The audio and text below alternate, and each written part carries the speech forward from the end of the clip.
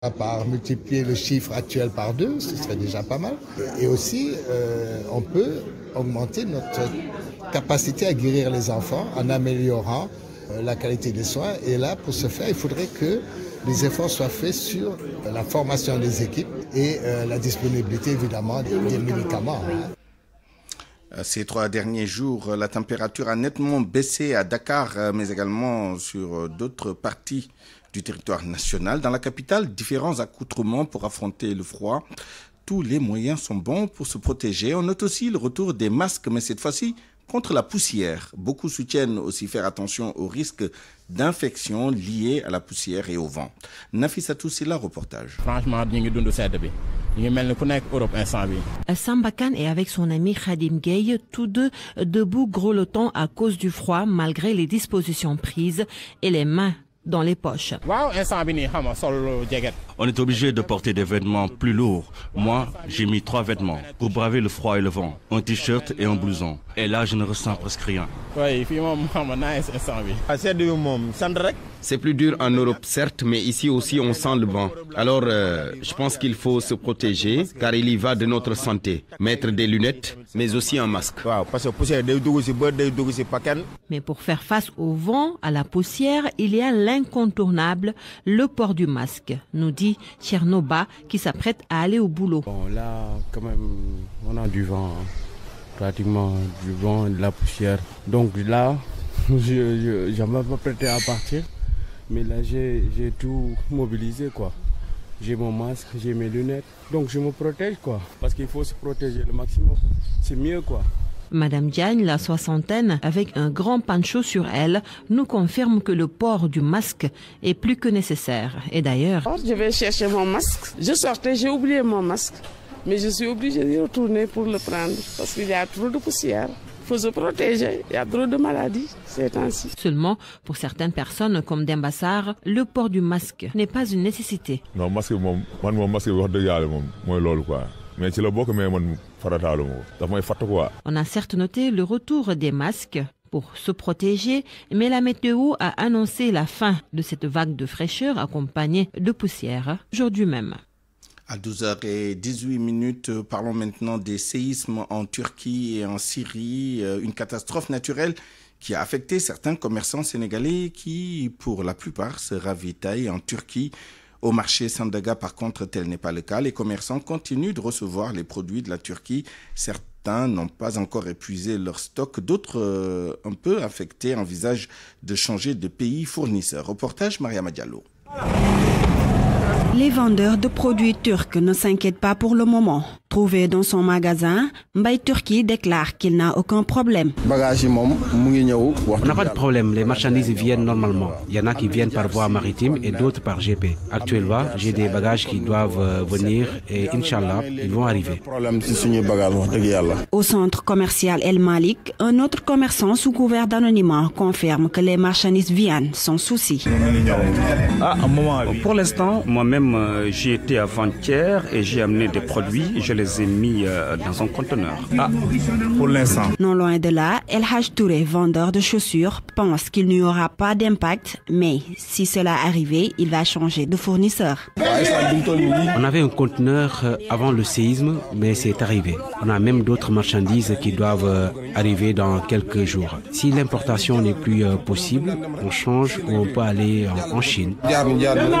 Et pour certains, faire des stocks reste une solution pour mieux prévenir une éventuelle pénurie. L'actualité internationale. À 12h20, le journal Inter avec vous, Georges Détié Diop. Bonjour. Bonjour, Souleymane. L'ONU s'alarme du trafic d'armes dans les pays du Sahel. L'Office des Nations Unies contre la drogue et le crime a publié hier un nouveau rapport sur ce trafic entre la Mauritanie, le Mali, le Burkina Faso, le Niger et le Tchad. Rapport dans lequel il demande une prise en conscience des États. Ah, aussi c'est. L'Office des Nations Unies contre la drogue et le crime a publié hier un nouveau rapport sur le trafic entre Mauritanie, Mali, Burkina, Niger et Tchad. Pas moins de 9300 personnes seraient mortes l'an dernier dans des violences au Sahel. Rébellion, banditisme islamique, tensions intercommunautaires, les sources de violence dans cette vaste région du nord de l'Afrique sont multiples et impliquent une quantité d'armes toujours plus importante. Elles sont plus souvent volées aux forces nationales sur le champ de bataille, dans les armureries ou bien achetées à des agents corrompus. François Patuel, le chef de l'unité recherche à l'UNODC, s'inquiète de nouveaux phénomènes, celui des États-Unis qui arment des civils pour combattre, comme au Burkina. Toujours dans l'actualité internationale, plusieurs dizaines de migrants présumés morts au large de la Libye. L'Organisation internationale pour les migrations rapporte la mort probable d'au moins 73 personnes après le naufrage de leur embarcation naviguant vers l'Europe. Selon l'OIM, 7 survivants qui ont regagné les côtes libyennes sont actuellement à l'hôpital. Et pour le moment, 11 corps ont été retrouvés par le Croissant Rouge libyen et la police locale. En Afrique du Sud, des inondations causées par de fortes pluies font au moins 12 morts. L'état de catastrophe nationale a été déclaré selon le département national de gestion des catastrophes. La montée des eaux affecte notamment le parc touristique Kruger. En Côte d'Ivoire, encore un effondrement d'un immeuble à Abidjan. Un bâtiment s'est affaissé hier en début d'après-midi. Pas de perte en vies humaines mais des blessés. Gobia Yabi. L'effondrement de trop, le drame s'est produit peu après 14 heures dans la journée du 14 février 2023. Selon des secours sur place, il s'agit d'un effondrement partiel d'un immeuble en construction dans la commune de Trècheville, dans le sud d'Abidjan. Le bilan de cet effondrement est de 3 blessés qui ont été évacués dans les services hospitaliers. Ce drame n'est pas le premier en cette nouvelle année 2023, c'est le 4e enregistré dans le pays depuis le mois de janvier. Le premier remonte au 21 janvier. À cette date, les Abidjanais sortaient à peine des fêtes de Nouvel An. Ils ont été choqués par la nouvelle de l'effondrement de la dalle d'un immeuble en construction dans la commune du Plateau. Bilan 2 blessés graves, dont un présentant un traumatisme crânien. Les populations ne s'en étaient pas encore remises que le 9 février, à Angré, dans la commune de Cocody, un autre effondrement eut lieu. Un immeuble de R+4 s'est en partie effondré, occasionnant 2 décès et 6 blessés. 48 heures après, un autre effondrement est enregistré toujours à Abidjan. La dalle d'un immeuble Marc Horizon 4 dans le sud d'Abidjan a fait 5 victimes, dont un décès. Le gouvernement ivoirien avait mis en place en mars 2022 une brigade de contrôle mixte dans le domaine de la construction et pris des sanctions contre les responsables administratifs du ministère de la Construction ayant laissé se poursuivre les travaux des immeubles présentant des risques d'effondrement. Mais rien n'y fit, les effondrements ont repris de plus belle et des voix s'élèvent dans la capitale réclamant la démission du ministre de la Construction.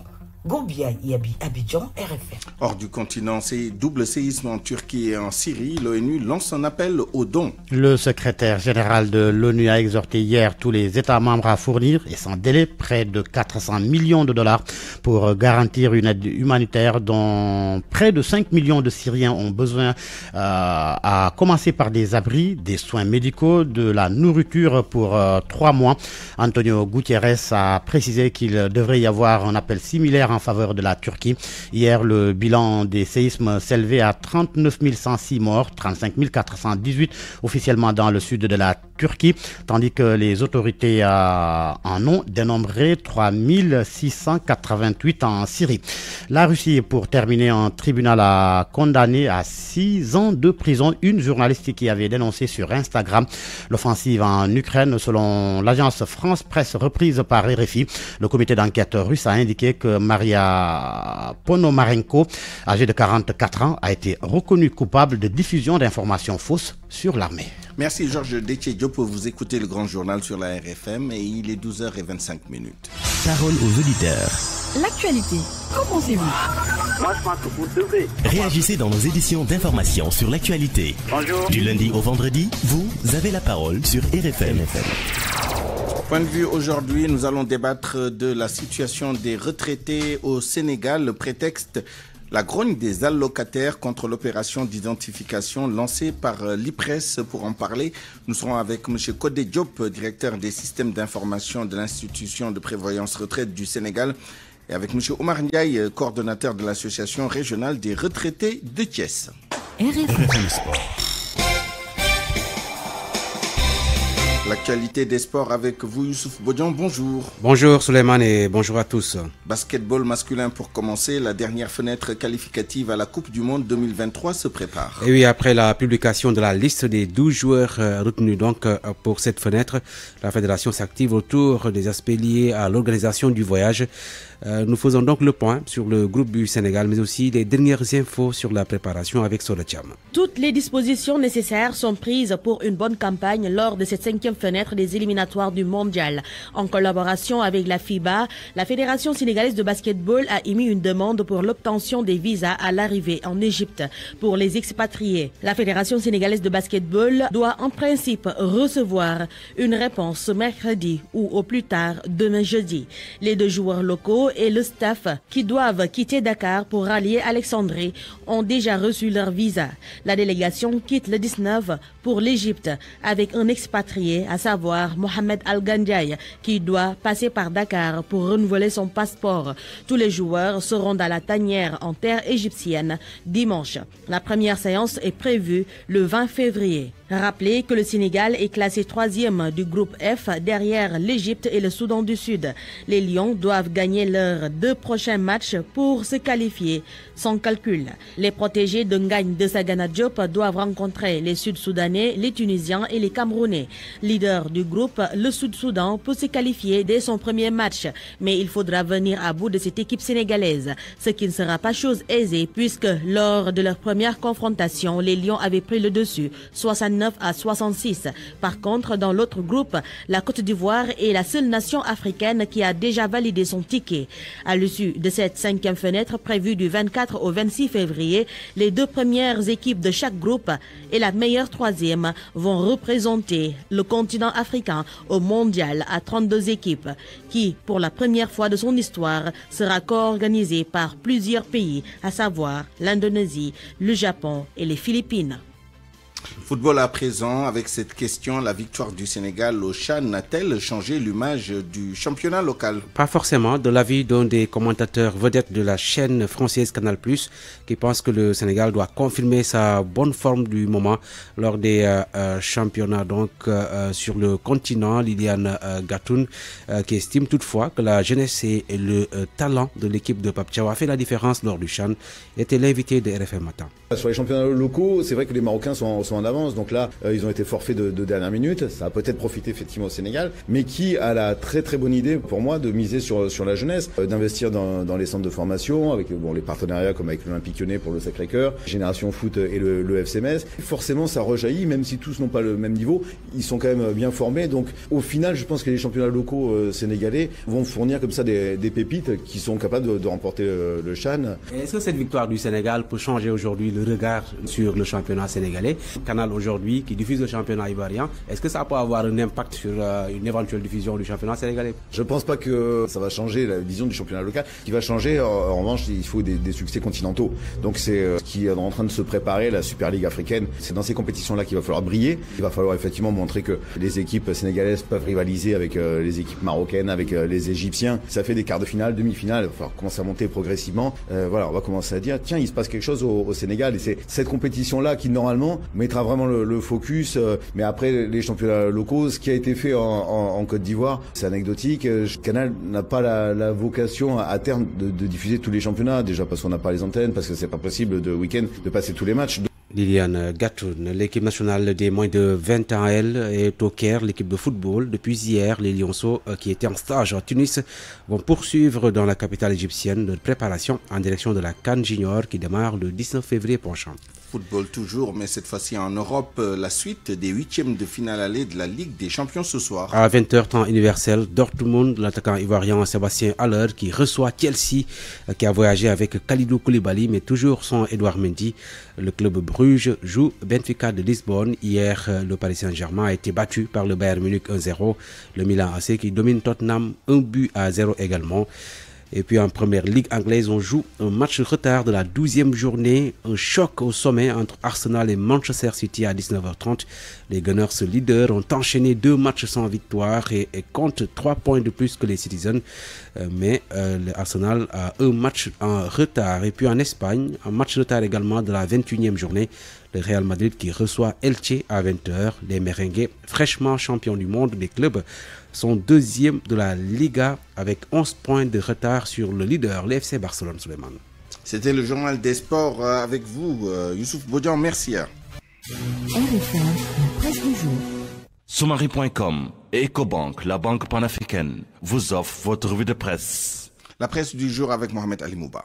Bonjour. À la une figure de la gauche sénégalaise alerte sur les dangers qui guettent le Sénégal. Mamadou Diop Decroix est à la une du journal L'Observateur. Ancien ministre, ancien député, secrétaire général de Ande Diouf, c'est un acteur majeur de l'histoire politique sénégalaise. Le gauchiste passe à la loupe la situation politique de notre pays, situation pour le moins tendue. Selon lui, la spirale de la confrontation est en route et chacun est désormais dans l'action. Si les choses basculent, Macky perdra, mais Sonko ne gagnera pas non plus. Et Diop Decroix de faire la révélation suivante: il y a un réel projet de liquidation de nos confréries religieuses. Des personnes sont clairement identifiées insultant les autorités religieuses. En fait, elles ne sont que des porte-voix d'un vaste projet d'élimination de nos foyers religieux. La particularité de la période actuelle est qu'on assiste à l'émergence de forces souterraines qui se greffent à la vague montante du mouvement démocratique, mais qui ont des objectifs de subversion de ses fondamentaux. Ces forces, selon lui, n'ont rien à voir avec la démocratie et les libertés. Elles espèrent juste le moment venu déborder les véritables forces démocratiques qui se battent pour pousser leurs objectifs spécifiques. Mais à son avis, c'est peine perdue. Source rapporte ce matin, pour sa part, les échanges entre Sonko et le khalife général des Baye Fall. Selon le journal, lorsque Sonko a été stoppé à l'entrée de Mbacké, il voulait accomplir un diggle de Serigne Fallou Fall. Ce dernier lui avait intimé lors de se rendre au chantier de Mame Cheikh Ibrahima Fall. En attendant, l'État continue de se battre contre les partisans de Sonko. Arrêtés, vous le savez, dans le cadre des violentes manifestations de Mbacké. 10 manifestants présumés envoyés en prison. Le parquet vise entre autres l'article 80. Les mineurs et les élèves libérés. Selon l'AS, les mises en cause risquent gros puisque le procureur de la République criminalise le dossier. Les 59 autres repassent aujourd'hui devant le juge d'instruction à Dakar. Hannibal Djim et Daouda Kaloga ont été envoyés aussi en prison dans son réquisitoire introductif concernant le premier cas. Le parquet y a installé Copar Express X aussi. Azoura Fall, membre de PASTEF lui aussi, toujours entre les mains des enquêteurs de la division des investigations criminelles. La principale raison, relève sur ça, on lui reproche des injures contre le président de la République. Dans une vidéo, il s'attaque à Macky Sall. Le parquet vise donc l'article 80. Ce n'est pas tout. Azoura aurait demandé aussi aux patriotes de mettre le feu à une brigade de gendarmerie. Selon Libération, Azoura Fall a exprimé ses regrets. Il a affirmé avoir supprimé la vidéo sur TikTok, mais elle était déjà partagée. Titre du journal Vox Populi: entre Touba Mbacké et Dakar, c'est une pluie de mandats de dépôt qui s'abat sur les éléments d'Ousmane Sonko. Bosby Le Jour remarque que la situation politique est très tendue et ça risque de l'être davantage avec le procès Mame Mbaye Niang Ousmane Sonko. La peur donc ce 16 février, le jour du procès. Alerte mon confrère, s'il en est ainsi, c'est parce que le 16 février, un rappel, onde très sanglant, il y avait 9 ans pile que des policiers étaient tués sur les allées Centenaire. Le journal dit attention donc, en tout cas, il y a incertitude sur la présence du leader de PASTEF à ce procès prévu demain. Dans l'affaire Suite Beauté, le journal Les Échos remarque que les avocats de Sonko continuent de se battre contre l'ordonnance de renvoi en chambre criminelle. Recours encore devant le Conseil constitutionnel. C'est pour demander aux 7 sages de se pencher sur le recours sur une exception d'inconstitutionnalité. Le parquet s'en rapporte à la sagesse de la Cour délibérée mardi prochain. À la une du journal Le Soleil, le projet présidentiel de 100 000 logements qui avance à grands pas. Une convention pour 50 000 logements signée entre l'État du Sénégal et le groupe EJ d'Abu Dhabi. Le confrère nous dit que ce projet présidentiel est en bonne marche. Donc, Direct News nous dit que l'État accélère la cadence. L'État du Sénégal, donc, a initié un ambitieux projet de construction de 100 000 logements sur l'ensemble du territoire avec 60% des logements construits sur le triangle Dakar-Mbour-Thiès, les 40% restants sur le reste du pays. À suivre. Sport pour boucler à la une du journaliste de Quotidien. Le Bayern de Munich qui bat le PSG 1-0. Le journal nous dit que c'est en Ligue des Champions le Bayern qui fait mal, donc au PSG au Parc des Princes. King Koeman, éternel bourreau du PSG. Mbappé, avec ce que j'ai vu, il y a de la place. Il garde de l'espoir. Bonne nuit à tous. Soumari.com et Ecobank, la banque panafricaine, vous ont offert votre revue de presse. Point de vue. Regard croisé sur l'actualité du jour. À 12h35, bienvenue à Point de vue. Nous allons parler de la situation des retraités au Sénégal à la lumière de la dernière actualité, notamment ce grand rush accompagné de mécontentement des allocataires contre l'opération d'identification lancée par l'IPRES, identification physique des allocataires, comme cela se passe régulièrement. Alors, pour en parler, nous sommes en ligne et en direct avec M. Codé Diop, directeur des systèmes d'information de l'IPRES. Bonjour, M. Diop. Bonjour, bonjour. Nous sommes également avec M. Oumar Ndiaye, coordonnateur de l'association régionale des retraités de Thiès. M. Ndiaye, bonjour. Bonjour, monsieur. Alors, monsieur Oumar Ndiaye, je commence avec vous. Vous êtes le coordonnateur donc, de l'association régionale des retraités de Thiès. On a entendu des allocataires ces derniers jours à Kaolack, à Louga et aujourd'hui même à Dakar. Leurs complaintes par rapport à l'identification physique et aux échéances qui ont été données. Je rappelle que le paiement de la pension du mois de mars commence aujourd'hui sur les différents sites de paiement. Qu'est-ce qui se passe? Qu'est-ce que vous reprochez à l'IPRES dans cette opération? Bon, écoutez, c'est pas tous les retraités qui font la remarque, hein. Ceux qui se plaignent de ce qui s'est passé, peut-être qu'ils n'ont pas la bonne information. Et quelle est cette bonne information? Qu'est-ce qu'ils devaient faire? La bonne information, c'est que l'identification, elle est d'abord universelle. Hein. Ensuite, vous savez qu'il y a des gens qui sont décédés il y a longtemps et qu'on continue à percevoir leur pension. C'est ce qui fait que la direction générale a ordonné à ce qu'on identifie les gens pour pouvoir leur payer, mais ceux qui ne vivent plus ne doivent pas être payés. Sinon, s'ils ont des veuves, il y a un autre système qu'on utilise pour payer les veuves, mais le contrôle, il est nécessaire parce que les gens parlent de l'institution, de ce qu'on ne fait pas les choses comme ça se doit, mais le contrôle, elle est universelle et elle est nécessaire. N'est-ce pas? Alors, si je vous comprends bien, vous êtes plutôt d'accord avec l'identification physique universelle, c'est-à-dire de tous les allocataires. Là-dessus, je veux entendre M. Codé Diop, directeur des systèmes d'information de l'IPRES. Vous avez entendu M. Ndiaye le dire. Ce ne sont pas tous les allocataires qui sont mécontents de ce qui se passe. Est-ce que vous avez une idée de la proportion de la population des allocataires qui ont des récriminations par rapport à ce qui se passe actuellement? Et surtout, pouvez-vous revenir sur la motivation justement de cette identification universelle des allocataires de la pension de retraite chez vous à l'IPRES? Merci pour l'occasion que vous nous offrez pour expliquer pourquoi nous faisons ce pointage-là et comment est la situation actuelle. Donc, à l'IPRES, nous avons 140 000 allocataires et les allocataires sont payés avec plusieurs modes de paiement. Il y en a qui sont payés par virement, il y en a qui sont payés par les opérateurs de transfert mobile money, il y en a qui sont payés par des cartes biométriques et il y a une partie résiduelle qui sont payées au niveau de nos caisses. et au niveau de nos partenaires qui utilisent les caisses pour payer.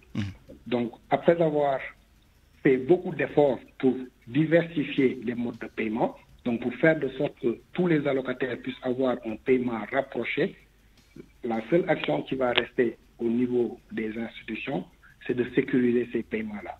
Et nous nous sommes rendus compte que plus, à peu près, si vous voyez ce que je viens de dire, on est à 98% de nos paiements qui sont externalisés. Donc ces paiements étant externalisés, avec la nouvelle technologie qui existe, nous devons maintenant, nous, au niveau interne, mettre en place un dispositif de sécurisation. Un dispositif qui va nous permettre d'avoir un contrôle des bénéficiaires. Un contrôle des bénéficiaires. Et c'est en collaboration avec les collègues du ministère de l'Intérieur et de la CAF que nous avons mis en place un dispositif de pointage biométrique. Donc les allocataires devaient venir se présenter pour un pointage biométrique avec une reconnaissance sur la base des empreintes, sur la base d'une reconnaissance faciale. Et c'est sur cette base-là qu'on peut maintenant dire que l'IPRES a un fichier des allocataires qui est fiable. Donc c'est une action qu'on nous demande de faire tous les 6 mois.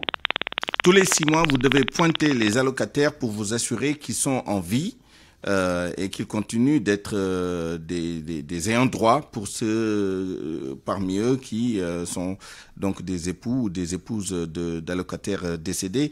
N'y avait-il pas d'autres moyens, notamment avec les partenaires, les tiers que vous utilisez pour les paiements, pour effectuer ce contrôle, non pas physique, mais administratif et sur papier, puisque, par exemple, un détenteur de compte, on peut vérifier la réalité de son existence et des mouvements qu'il y a sur ce compte-là. En fait, c'était des possibilités, parce que déjà, le pointage que nous avons réalisé, nous l'avons réalisé avec nos partenaires tiers. Ça veut dire que partout où on a une agence de l'IPRES ou partout où on a notre partenaire qui paye en même temps que nous, on avait le dispositif de pointage. Donc ce n'était pas centralisé au niveau des agences de l'IPRES. On avait nos partenaires qui faisaient aussi ces paiements. Maintenant, les autres documents administratifs qu'on aurait pu utiliser, comme les documents que vous avez cités, ou au niveau de nos collègues, les banques qui payent pour nos allocataires, nous avons souvent des difficultés avec ces documents administratifs, avec la fiabilité de ces documents. Parce que ce sont des documents, soit qui nous arrivent tardivement, donc un allocataire peut être décédé et on continue à lui faire ses paiements par virement, et c'est seulement 1 an après, ou même plus tard, que nous détectons le décès. Ou bien, souvent, c'est des documents que malheureusement qu'on nous apporte et qui sont des documents qui ne sont pas des documents authentique. On reviendra sur ces cas-là, notamment pour savoir ce que vous faites dans ces cas quand vous découvrez qu'un allocataire est décédé et que des ayants droit ou d'autres personnes ont continué à percevoir leur pension. Mais avant cela, je voudrais, avec M. Omar Ndiaye, revenir un peu sur la proportion d'allocataires qui, selon lui, disons, a exprimé son mécontentement, mais surtout qu'il me dise pour certains d'entre eux qui auront du mal, vu l'âge ou leur état de santé, à se présenter tous les 6 mois pour le pointage, qu'est-ce qu'ils préconisent pour cette catégorie d'allocataires-là? Nous avons posé ce problème-là à la direction générale, qui a instruit aux agences régionales de se déplacer. Il y a des commissions mobiles qui se rendent chez les retraités qui ne peuvent pas venir à l'agence pour se faire identifier.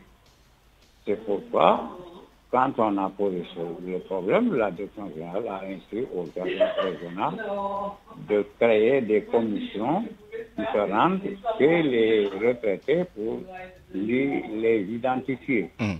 Mais l'identification, comme je l'ai dit tantôt, est nécessaire parce que on ne peut pas continuer à payer quelqu'un qui est décédé depuis 4 ans, depuis 5 ans, depuis on ne sait pas, et les gens ne fournissent pas l'acte de décès qui permet à l'IPRES de pouvoir de savoir que telle personne est décédée, mais les gens continuent à se faire payer. Et alors c'est pourquoi nous qui représentons les retraités affiliés à l'IPRES, les deux associations, l'ARS et l'AGAR, nous sommes entièrement d'accord pour l'identification. D'accord. Alors, Monsieur Codé Diop, je l'évoquais tout à l'heure, que faites-vous, que fait l'IPRES pour recouvrer les sommes indûment perçues par des personnes indélicates qui seraient tentées d'aller toucher la pension de personnes décédées au détriment des ayants droit, puisque, je rappelle, la pension n'est pas éteinte avec la disparition de l'allocataire. Ces ayants droit, notamment les époux ou épouses et enfants mineurs, continuent à bénéficier de cette pension. Quelle est l'ampleur du phénomène, s'il existe, et quelles sont les voies de recours, les démarches que l'IPRES initie pour recouvrer ces fonds-là? D'accord. Si vous me permettez, je vais juste rajouter par rapport aux brigades mobiles. Donc, les personnes qui ont des difficultés pour se déplacer ou qui sont malades, il y avait une brigade mobile qui continue à faire les enrôlements à domicile. Donc, à chaque fois que nous avons l'information, on a des équipes qui se déplacent chez la personne pour lui faire son pointage à domicile. Nous avons aussi des allocataires, presque 11 000 allocataires qui sont payés à domicile, et les équipes qui font les paiements à domicile profitent de leur déplacement pour confirmer la preuve de vie de la personne. Et tout à l'heure, j'ai dit qu'on fait les pointages tous les 6 mois. Ça, c'est la directive de la CIPRES. Donc, nous sommes affiliés au niveau de la zone CEDEAO à une organisation où il y a toutes les caisses de prévoyance de sécurité sociale. Et là-bas, nous devons reproduire un document numérique de nos pointages, de nos opérations de preuve de vie tous les 6 mois. Là, depuis l'avènement du Covid, donc depuis 2020, l'IPRES n'a pas fait cette opération.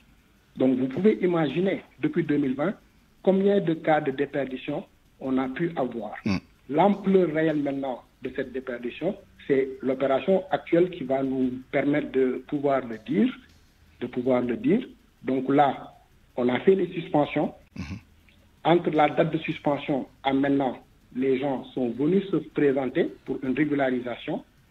Une organisation interne est mise en place pour que la régularisation se fasse 48 heures après. Une personne qui est suspendue, qui vient aujourd'hui, mercredi, vendredi, la personne reçoit son paiement. Et quand on dit que les paiements ont démarré aujourd'hui le 15, en réalité, c'est seulement les paiements au niveau des caisses de paiement, les paiements par billetage qui ont démarré le 15. Tous les autres allocataires qui ont les autres modes de paiement, comme les mobile money, les virements, les paiements à domicile, les paiements ont démarré depuis lundi. Donc, ils ont déjà perçu. Donc, pour vous dire que tout ce que nous faisons, c'est pour... Combien de retraités sont concernés par le billetage, le paiement à la caisse? 35 000. 35 000, d'accord. Et, là, si en combien de temps entendez-vous évacuer ce stock en termes de régularisation? Combien de temps ça va prendre pour ceux qui n'ont pas encore été enrôlés ou pointés de le faire? Et comment entendez-vous régler justement le problème d'ici là, en termes de paiement? Actuellement, tous les pointages qui se font, systématiquement, on a l'information que le pointage est fait. Le lendemain, le paiement est disponible au niveau de la direction financière et le surlendemain, l'allocataire perçoit. Donc là, on a un dispositif national pour que tout allocataire qui est soit retardataire ou qui a eu des difficultés lors de son premier pointage, tout allocataire qui se présente, on confirme le pointage devant lui avant qu'il ne quitte nos bureaux et 2 jours après, il reçoit son paiement avec le même mode de paiement qu'il utilisait habituellement. Et où est-ce qu'ils peuvent faire justement ce pointage? Parce qu'on a vu au point E, vous avez entendu peut-être notre reportage, il y a un rush et ça prend du temps un peu. Actuellement, ils peuvent faire le pointage au niveau de l'ensemble des agences de l'IPRES. Donc, au point E, au niveau du siège, au niveau des agences régionales, au niveau des bureaux que nous avons à Pikine et à Rufisque. Une dernière question pour vous, M. Codé Diop, et merci pour votre patience et votre disponibilité. C'est justement les modes de paiement. Vous avez 35 000 allocataires qui touchent leur argent au niveau des caisses. On est parti de la Poste, il y a eu la Banque Agricole. Hier, on a entendu une communication de l'IPRES qui demande à certains qui touchaient à la Banque Agricole d'aller au niveau du Crédit Mutuel du Sénégal. Qu'est-ce qui se passe et surtout, comment faites-vous pour que d'ici un délai raisonnable, tous ces gens puissent être payés autrement qu'en se déplaçant sur de longues distances parfois pour aller toucher leur pension? Merci pour cette question. Avant, il y a un an derrière, 88 000 personnes étaient payées par billetage. 88 000 avec la Poste. Là, on a fait des efforts jusqu'à arriver à 35 000. Donc, ça veut dire qu'entre-temps, 50 000 allocataires, on a pu retrouver d'autres modes de paiement que le billetage au niveau des caisses. Et dans les 35 000, même pour ce mois-ci, on a une bonne partie qu'on a réussi à mettre dans les mobile money. Il n'y a que 16 000 allocataires qu'on a mis au niveau des bureaux du Crédit Mutuel. Et l'objectif, c'est de dire que tous les allocataires qui ont plus de 100 000 francs puissent avoir un compte bancaire et puissent être payés par des modes par virement et qu'ils évitent d'aller dans des caisses pour se faire payer. Et dans quel délai? Là, on est dessus. Là, on souhaite, les directives qui nous ont été données par le conseil d'administration et la direction générale, c'est de ne pas dépasser le mois d'avril pour bancariser tous les allocataires qui ont plus de 100 000. Et tous les allocataires qui ont moins de ce montant-là, trouver les autres moyens les plus simples comme les mobile money, qui sont les plus répandus actuellement et qui sont très simples parce que vous restez dans votre salon, vous recevez un message, vous sortez de votre maison, vous percevez votre pension. Et là, la direction générale nous a instruit de ne pas dépasser le mois d'avril pour trouver des solutions définitives à l'ensemble de ces allocataires restants et qui sont payés au niveau des caisses. Merci, M. Codé Diop. Merci beaucoup, directeur des systèmes d'information de l'IPRES. Il nous reste très peu de temps, 1 minute tout au plus. M. Omar Ndiaye, quelle collaboration entre vous et l'IPRES pour atteindre tous ces objectifs? Bon, nous, à chaque fois, on nous informe et on informe nos mandats. Très bien. Nous, on collabore, il n'y a pas de problème.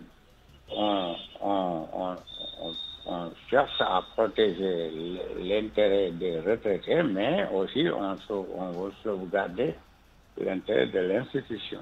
N'est-ce pas? Merci en tout cas à tous les deux, Codé Diop et Omar Ndiaye. On vous retrouve dans la version Wolof de ce débat dans un peu moins d'1 heure. À 12h52, c'est la fin de cette édition. Je vous remercie de l'avoir suivi. Merci à toute l'équipe qui l'a préparé et réalisé, à la rédaction en chef El Hadj Ndiogou Diène, chef d'édition Anna Rocha, à la mise en